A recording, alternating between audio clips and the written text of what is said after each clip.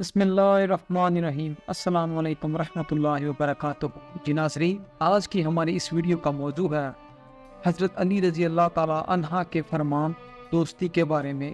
حضرت علی نے فرمایا، اچھا دوست ہاتھ اور آنکھوں کی طرح ہوتا ہے۔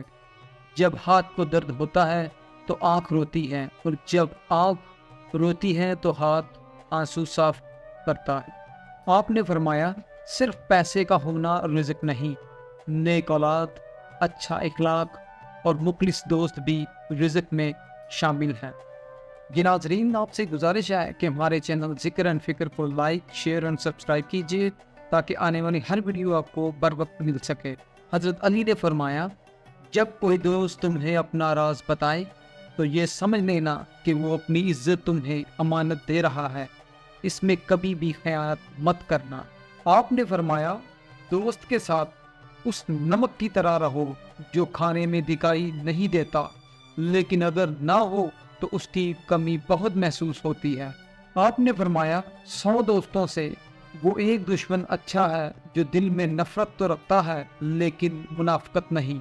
آپ نے فرمایا، اگر نسلوں میں سرداری چاہتے ہو تو کھلانے والی سوچ رکھو، کھانے والی سوچ نہ رکھنا، ورنہ غلامی عادت بن جائے گی۔ آپ نے فرمایا، دوستی اور محبت ان سے کرو جو نبھانا جانتے ہیں، نفرت ان سے کرو جو بھلانا جانتے ہیں، اور غصہ ان سے کرو جو منانا جانتے ہیں۔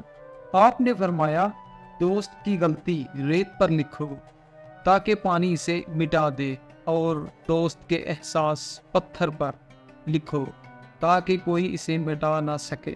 آپ نے فرمایا، دوستوں کے غم میں شامل ہوا کرو ہر حال میں، لیکن خوشیوں میں تب تک نہ جانا جب تک وہ خود نہ بلائے۔